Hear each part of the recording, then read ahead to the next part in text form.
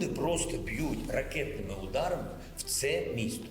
Старе місто, старий Київ. В серце просто Київської Русі. Europe is standing at one of the most dangerous crossroads in its modern political history. And at the center of this storm are two men whose decisions are shaping the future of the continent, Vladimir Putin and Volodymyr Zelensky. What is happening right now between Russia, Ukraine, and the European Union is not just another phase of war. It is a defining moment for Europe's security, its unity, and its political direction for decades to come. The Russia-Ukraine war has entered a new and critical phase. After years of fighting, sanctions, diplomatic isolation, and military escalation, the focus has once again shifted toward negotiations. But this time, the stakes are higher than ever. Behind closed doors in Europe's major capitals, talks are underway that could either open a narrow path to peace or lock Europe into a long-term confrontation with Russia. Recent diplomatic activity in Berlin has drawn intense attention from EU leaders and global observers.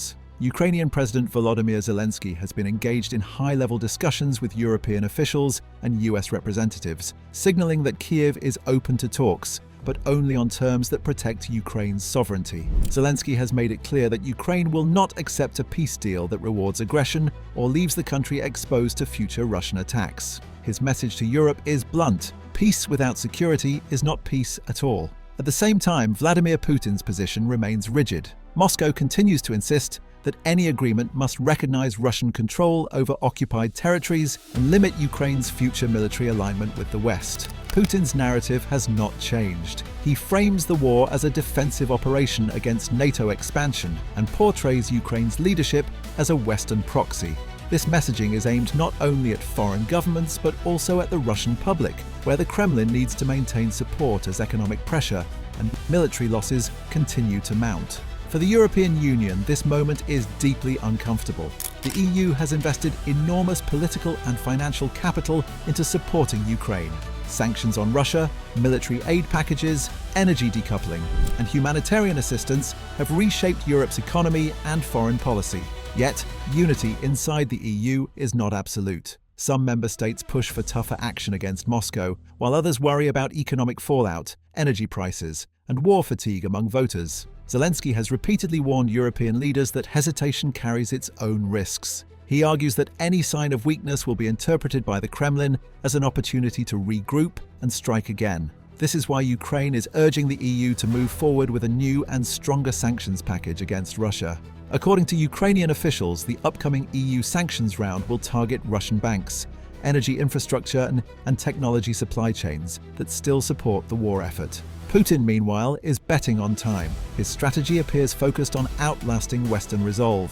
Russian officials believe that political divisions inside Europe, upcoming elections, and economic pressures could eventually soften EU support for Ukraine. From Moscow's perspective, every delay works in Russia's favor. This standoff has forced Europe to confront a harsh reality. The post-Cold War security model is no longer sufficient. NATO leaders have openly warned that Russia could pose a direct threat to alliance members within the next 5 years. As a result, European defense spending is rising at levels not seen in decades. Countries that once relied heavily on US protection are now accelerating their own military programs and coordination. But security is only one side of the equation. The human cost of the war continues to grow. Russian missile and drone attacks on Ukrainian cities have intensified in recent weeks, damaging energy infrastructure and civilian housing. Millions of Ukrainians remain displaced. Europe continues to absorb refugees, while also dealing with domestic political backlash fueled by economic strain and misinformation campaigns. Zelensky's leadership has become a symbol of resistance across Europe, but it also faces internal pressure. Ukraine's military is stretched, and maintaining international support is critical. This is why Zelensky has been so active diplomatically, meeting EU leaders, addressing parliaments, and keeping Ukraine at the top of Europe's political agenda. His message is consistent. Ukraine is not just defending itself, it is defending Europe's borders and values. Putin sees the situation very differently. From his perspective, the war is part of a broader struggle to reassert Russia's influence and challenge Western dominance. Any compromise that looks like defeat could weaken his grip on power at home. That is why his demands remain maximalist and why negotiations are so fragile. Inside the EU, debates are growing louder about how far Europe should go. Some leaders are openly discussing the use of frozen Russian assets to fund Ukraine's reconstruction and defense. Supporters argue this would reduce the burden on European taxpayers and send a strong signal to Moscow.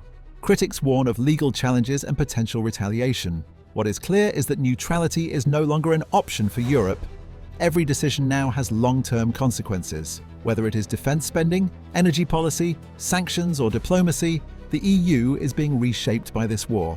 As these negotiations continue behind closed doors, one thing remains certain. Any deal that emerges will redefine Europe's relationship with Russia and determine whether Ukraine can survive as a sovereign, secure state. The outcome will influence NATO's future, EU enlargement, and the global balance of power. The coming months will be decisive. Will Europe maintain unity under pressure, or will internal divisions weaken its stance? Will Putin double down on confrontation or calculate that compromise is necessary? And will Zelensky be able to secure the guarantees Ukraine needs to survive beyond this war? These are not abstract questions. They are shaping the future of Europe right now.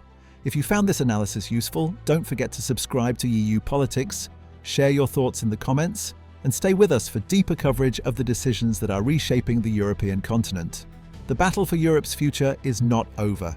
In many ways, it is only just beginning. And beyond the politics and negotiations, there is another layer that Europe can no longer ignore: public opinion. Across multiple EU countries, voters are increasingly divided. Some see Ukraine as a frontline defense of European democracy. Others are questioning how long their governments can continue funding a war while dealing with inflation, housing pressure, and energy insecurity at home. This internal tension is quietly influencing decision-making in Brussels, Berlin, Paris, and Rome. Russia understands this dynamic very well. Kremlin-linked media and online campaigns continue to target European audiences, pushing narratives of war fatigue and economic fear. The goal is simple: undermine unity without firing a single missile inside the EU. This information battlefield is now just as important as the military one. For Ukraine, this makes the coming months even more critical. Zelensky is not only fighting on the front lines, but also in the court of European public opinion. Every speech, every summit appearance, every diplomatic move is designed to remind Europe that the cost of stopping support would be far higher than the cost of continuing it. Putin, meanwhile, is watching closely. If Europe holds firm, his strategic options narrow. If Europe fractures, the balance shifts. That is why this moment matters so much. Not next year, not someday, right now. Europe's future security order is being negotiated in real time, shaped by choices that leaders are making under pressure. The outcome will define borders, alliances, and power for a generation. This is not just another chapter in a long war. This is the chapter that decides how it ends and what kind of Europe emerges afterward. And that is why this story deserves your full attention. And there is one more uncomfortable truth Europe is slowly being forced to accept. Even if the guns fall silent tomorrow, the consequences of this war will not disappear. Rebuilding Ukraine will take years and cost hundreds of billions. Integrating Ukraine more deeply into the European economic and security system will demand political courage that many leaders have avoided until now. At the same time, Europe must prepare for a Russia that may remain hostile long after the war ends. Trust has been broken at the deepest level. This means permanent changes in how Europe thinks about borders, defense, energy independence, and strategic autonomy. The old assumption that economic ties alone could prevent conflict is gone. For younger Europeans, this war is already shaping a new political generation, one that is more aware of power, security, and geopolitical risk than any generation since the Cold War. Elections across Europe are increasingly influenced by questions of war, peace, and national resilience. Putin and Zelensky both understand this. They are not just negotiating territory, they are influencing how Europe defines itself, as a peaceful economic union or as a geopolitical power willing to defend its interests.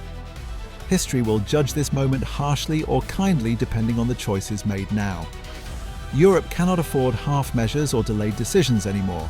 The direction taken in the coming weeks will echo far beyond Ukraine, far beyond Russia, and far beyond today's headlines. This is the moment when Europe either shapes the future or allows the future to shape Europe.